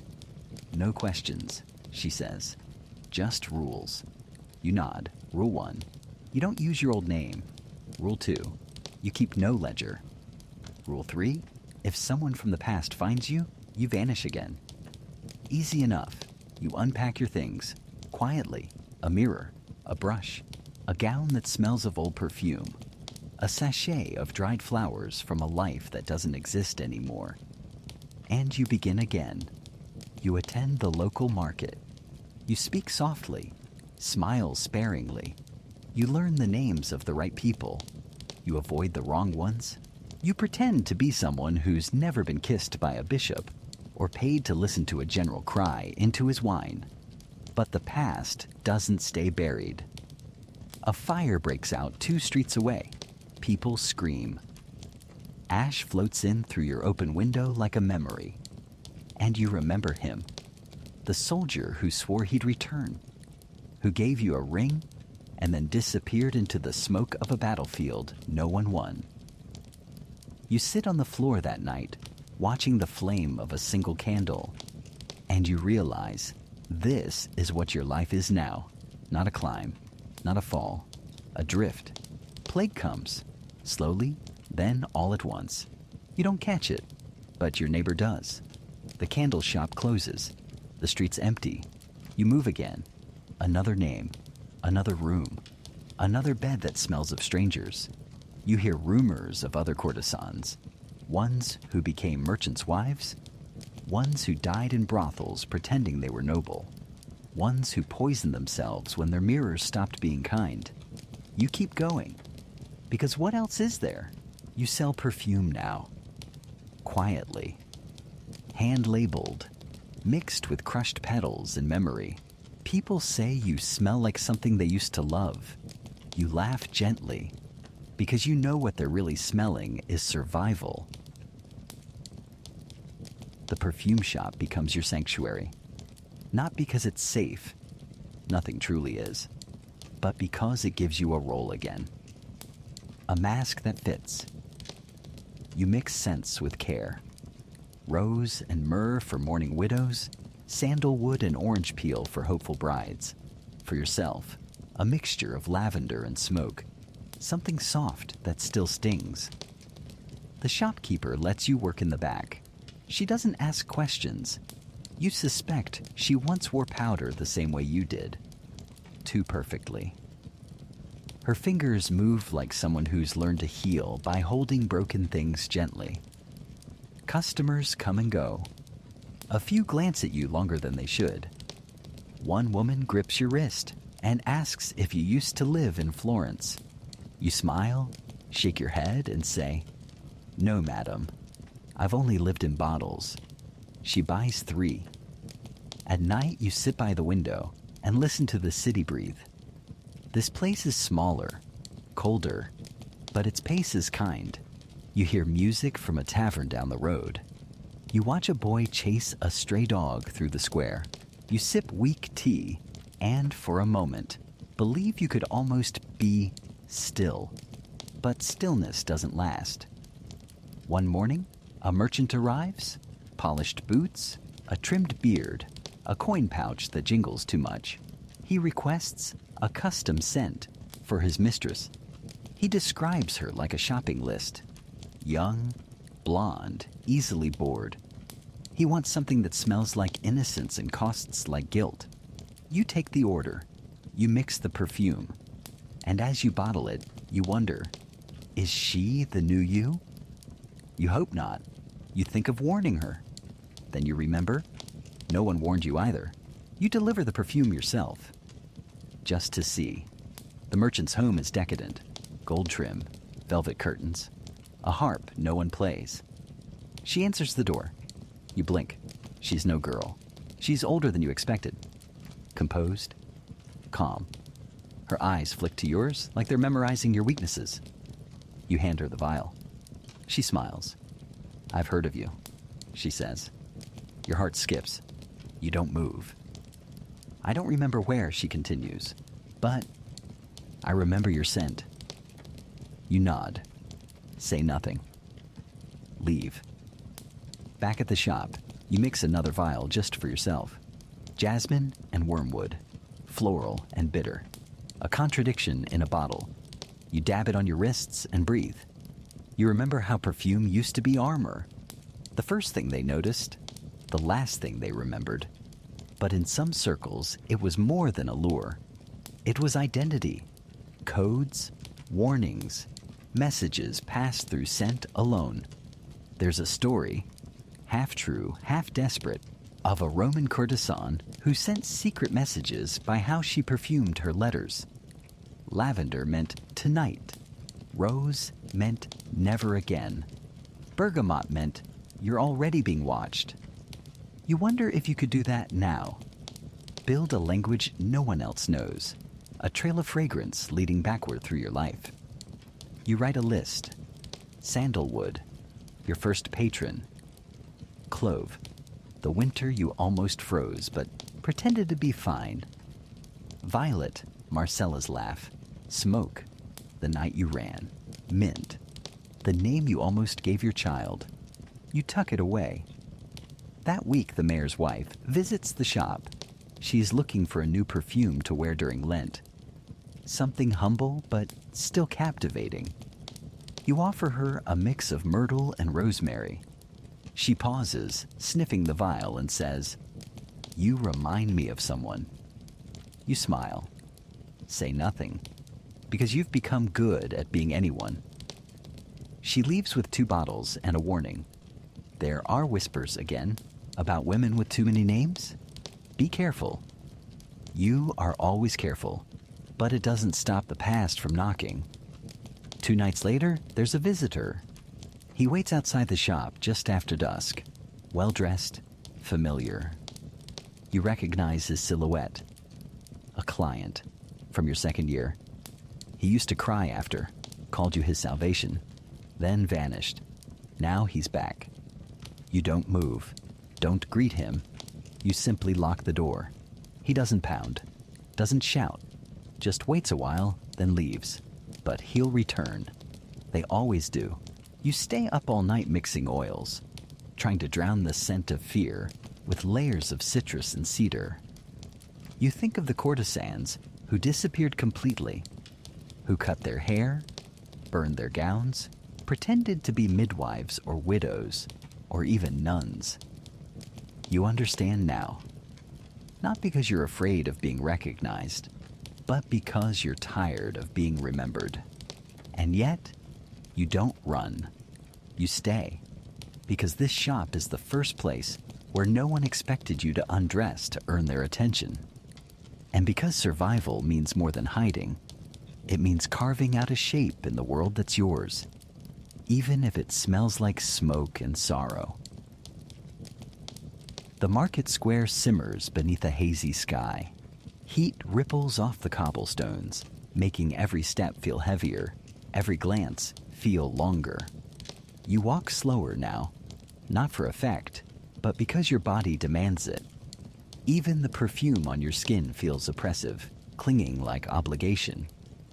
You make your way to the butcher, not because you need meat, but because his wife sees everything and tells only half of it. A valuable trait. She waves you over, offers you dried figs and a story. There was a woman, she says, voice low, who stole a husband's heart. Now the wife's gone to the bishop. She's demanding a writ. You know where this is going. The names change. The patterns never do. A courtesan is being blamed again for a marriage failing. You nod, listen, smile. You offer her a vial of basil oil for her joints. She accepts and tells you what you really came for. They're planning new rules for the wives and for you. She doesn't say the word. She doesn't need to. You walk home, mind turning faster than your feet. This has happened before. The slow turning of respectable women against those like you. It always starts quiet.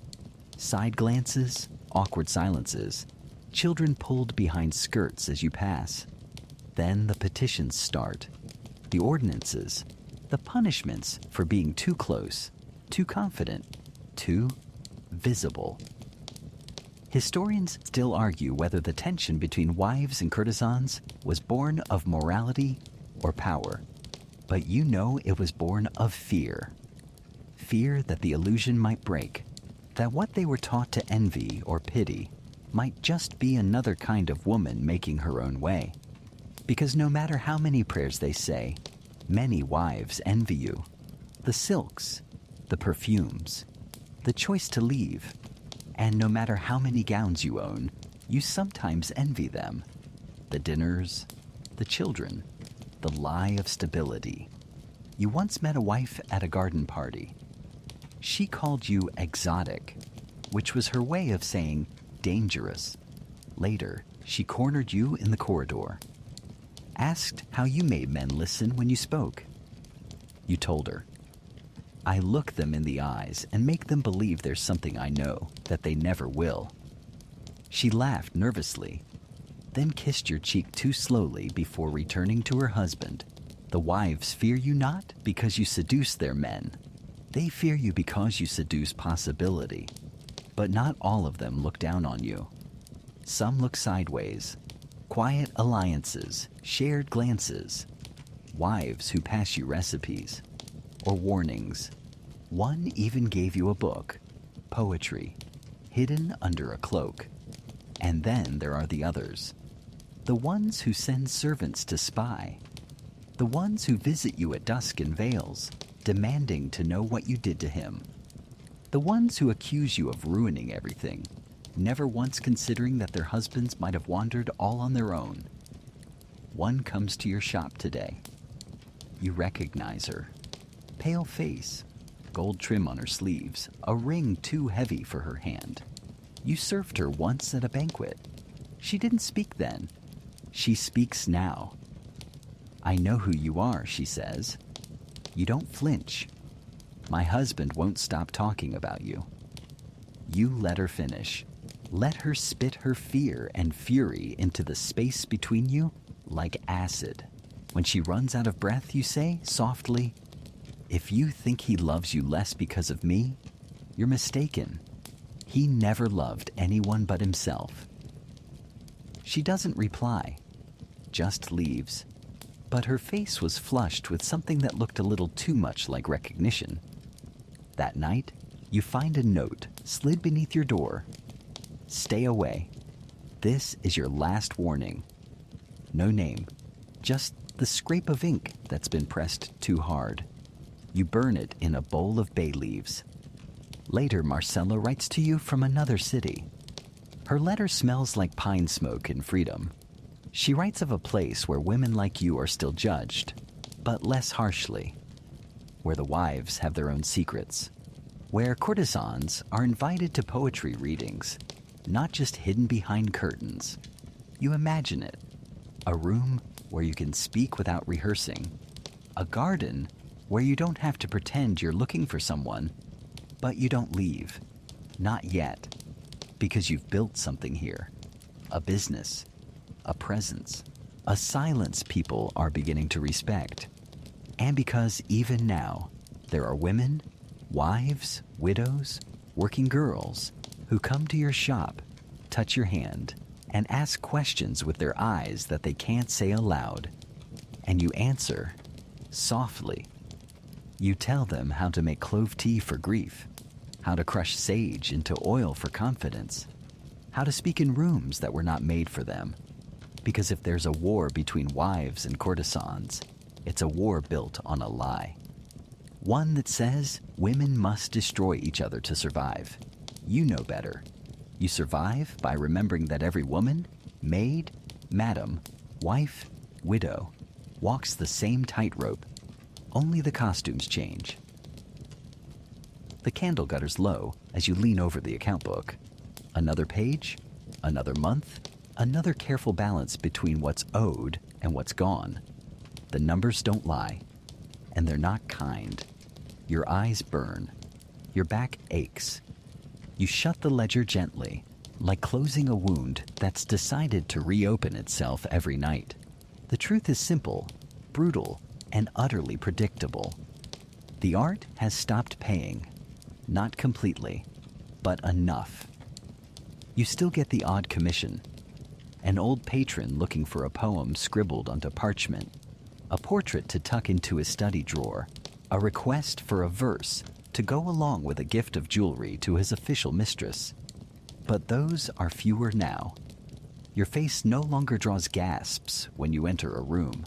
Your name doesn't ripple through taverns like fire-catching velvet. You're still beautiful, still dangerous, but you are not new, and in your world, novelty is currency. The painters come less often now. The poets, even less. They're chasing younger muses, girls with wide eyes and sharper cheekbones. Ones who still laugh too loudly at jokes they'll learn to hate. You can't blame them. You were one of those girls once.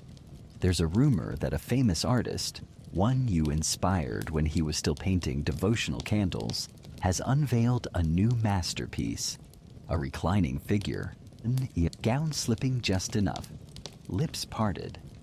It's not you, but it could have been. Once. You light another candle. The flame struggles, just like you. The room smells of drying roses and ambition. Once, a duke sent you a sonnet every week for a year. Now, his son pretends not to recognize you in the square. You understand the game. You just didn't expect the end to arrive so quietly. Historians still argue whether courtesans retained wealth in later life or fell swiftly into obscurity. But, most don't fall. They fade. You try other things. You teach a girl how to hold a fan like it's a dagger. You help another write a letter that's both a refusal and a seduction. You sell perfume in smaller bottles, cheaper blends, to new girls who don't yet understand that no amount of rose oil will soften what's coming.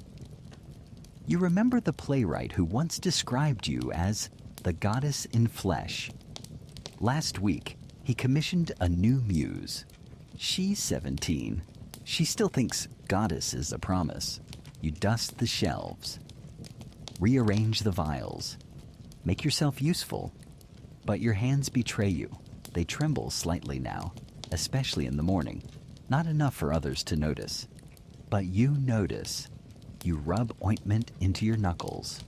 Rose hip, lavender, oil of geranium. Something to trick the skin into remembering youth. A woman visits your shop. Not a stranger.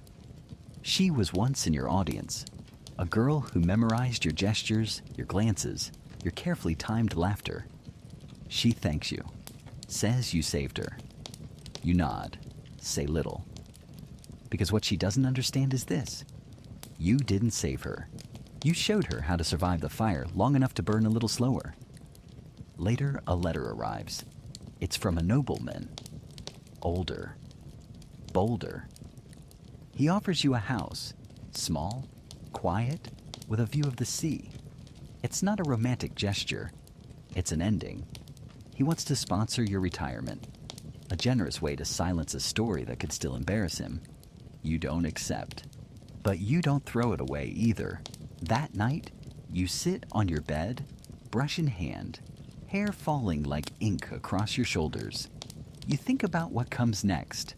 No one writes poems for aging courtesans. No one paints them. No one builds statues in their honor. But maybe that's the point. Maybe your legacy isn't in marble or rhyme. Maybe it's in the girls you taught how to walk into a room and take it apart with one glance. In the women who now hold court in salons because you taught them how to speak with honey and sharpened words. In the whispered stories told by midwives, innkeepers, perfume sellers, of a woman who once made kings tremble and never begged once. You stand, wrap a shawl around your shoulders. The mirror catches your reflection in the corner. The light is softer now. Gentler, but you're still there. Not a goddess, not a muse. Something fiercer, something earned. You walk to the window and open it. The night air kisses your skin. The stars, as usual, refuse to care. You smile at them anyway, because while the art may have stopped paying, you never stopped creating. And you? You were always the masterpiece. The city's rhythm slows with the season. Leaves fall like hushed applause across cobblestone, and the air begins to carry the scent of wood smoke and regret. You find yourself lingering near windows more often. Watching, listening, remembering. A boy passes on the street humming a tune you haven't heard in years. The melody stops you cold. It's the same one a poet used to sing, in bed, after too much wine. He dedicated a sonnet to you once, called you his eternal flame. Now he teaches rhetoric to sons of noblemen who never read his work. You wonder if he ever speaks your name. History has a way of rounding you off at the edges, smoothing you down to archetypes. The sinner, the seductress, the fallen woman. They speak of you in third person, wrapped in velvet and scandal, but never in detail, never in truth. You begin to collect things, scraps of writing, old portraits, names scribbled on the backs of love letters, remnants, ghosts. You think, if I don't write this down, no one will. And so you do. You start with the ledger you've always hidden, the one that never held coin, only moments. You turn it into something else, a map of memory, a chronicle of survival. You write about the girl who carved her name into the base of a statue, about the courtesan who disguised herself as a nun for 3 weeks just to evade a bishop's wrath, about the time you danced on the edge of a fountain at dawn because someone told you real women don't climb marble. You write with care, with bitterness, with beauty, and something strange happens. Others begin to tell their stories too. The perfumer's wife brings you a letter her grandmother once wrote, sealed in wax and never opened. It tells of a life lived in whispers and coded touches. A laundress hands you a necklace once owned by a woman whose name was struck from the records for being too scandalous to preserve. Even Marcella writes to you again. Her words are rushed, messy, full of fire. She's angry, she's radiant, she's alive, and she's ready to be remembered. You begin gathering their stories too, and soon a pattern emerges. The world wants to forget you, but it can't. Not really, because you've haunted it too thoroughly. You are the mural painted over and still bleeding through. You are the love letter found in a second-hand book, unsigned, but unmistakable. You are the whispered joke in the sermon, the offhand reference in a nobleman's memoir, the footnote that refuses to stay footnoted. Historians still argue whether courtesans shaped the culture or were shaped by it, but you know better. You were the mirror and the torch and the stage. They called you a sinner when they were watching, a muse when they wanted to be clever, but never a woman with thoughts, fears, and stories of her own. Until now, you sit at your desk by candlelight, ink staining your fingers, and you write one line that feels like exhale. I existed. I mattered. I was not just a cautionary tale in perfume. It doesn't change the past, but it stakes a claim. Somewhere across town you hear church bells tolling for a saint. A woman, they say, who gave up her sins, who washed herself clean in tears and ashes. You wonder if anyone ever asked her if she missed the fire? Later that week, you're invited to a dinner, not as entertainment, as a guest. A scholar has heard of your collection. He wants to learn more. You arrive cautious, cloaked, but curious. He speaks gently, asks about your life, not what you wore or who you slept with, but how it felt to live always at the center and never quite belong. You answer, carefully. When the meal ends, he offers to archive your writings. You thank him, but you keep your papers. Because this story, this legacy, it isn't his to preserve. It's yours to pass down. You leave the dinner with your head held high, wrapped in the scent of lavender and ink. And as you walk through the evening mist, you realize you are no longer just surviving. You're recording. You're remembering. You're rewriting the way history sees women like you. Not with shame, not with scandal, but with truth. The wind rattles softly at the window pane, like an old friend asking for one last story. You sit by the fire, hands folded in your lap, warmed more by memory than flame. Outside, the night stretches wide across the rooftops. Inside, everything feels sans-demande. You're older now. Not old. Never that. Not in the way they used to whisper. But your skin has learned to soften rather than glow. Your steps are careful. Your laughter is lower. richer, edged with stories no one dares ask for directly. There's a comfort in the quiet. You no longer run, you no longer perform, and still somehow, you are more visible than ever. Women seek you out, not for seduction, but for wisdom, not for fantasy, but for facts, for the truths buried beneath the silks and songs. You teach them, not all at once, not directly, but in layers, in touches, in the way you show them how to command a room without a word, how to decline an offer without apology, how to hold a gaze long enough to say, I've lived through worse, and I'm still here. The girls come and go, new names, new faces, but you see pieces of yourself in each of them. One wears red too early, another cries behind closed doors, a third dreams of being the one who changes everything. You don't correct them. You simply sit beside them until the dream changes shape. You've built something now, a salon of sorts, quiet, tucked behind a flower shop. There's tea and books, and cushions faded from use. You call it nothing when people ask, but the girls call it sanctuary. And the city, for all its noise and hypocrisy, has stopped trying to move you. You're a fixture now, a myth people half believe in. The woman with the dark eyes and the violet perfume.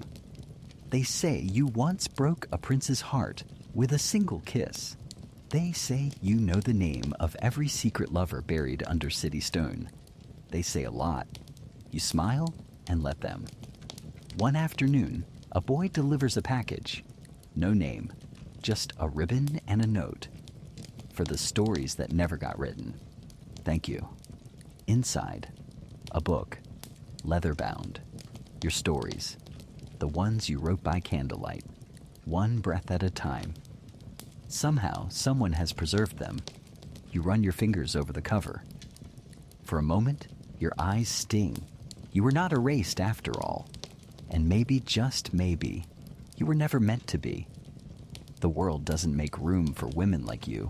So you carved your own, with rouge-stained hands, with poems slipped into coat pockets, with smiles sharpened into weapons, with silence that screamed louder than sermons. They called you wicked. You called yourself necessary. And through all the scandal, the solitude, the seduction, and the sorrow, you endured, because underneath the powder and the politics, you were never simply a courtesan. You were a chronicle, a witness, a woman made of grit and glamour, stitched together by secrets and survival. The girls don't ask for your real name anymore. They ask what perfume you're wearing, or how you knew that one man would be trouble, or what to say when a patron offers just enough to make compromise feel like choice. You answer softly, and when they leave, you write again. A new name, a new story, a new beginning. Because even now you are still recording, still listening to the breath between the lines, still remembering for the women who couldn't, still honoring the ghosts in lace and whispers, still here, still impossibly, defiantly, yourself. So now your eyes begin to close. The room fades gently, like a stage after the curtain falls. You're no longer on the narrow streets of Florence or hiding in the corners of candlelit chambers. The gowns are hung, the doors locked, the perfume has lifted into the night air. One final trace of who you were. Let yourself breathe. The story you walked through was heavy, beautiful, fragile. It moved like silk, cool against your skin, and yet full of heat. You may have started this journey on the outside of history, but now you've stepped into its deepest folds. You've touched the velvet-lined silence of a life rarely told, a life that held secrets like breath, that moved through pain like smoke curling through keyholes. You're still here. The world, loud and harsh, is somewhere else for now. Far away. Too far to reach you. Here in this quiet place, the only thing left is stillness and the echo of resilience. Let your thoughts settle. Let your muscles soften. Let the weight of stories held inside you drift away like the last notes of a lullaby. You have walked with ghosts. Now, you may sleep deeply, knowing that you are safe. If you've made it all the way to the end, leave a comment and tell me what story you'd like to hear next. I genuinely enjoy seeing and reading every kind word you share. Thank you for watching. Sweet dreams and good night.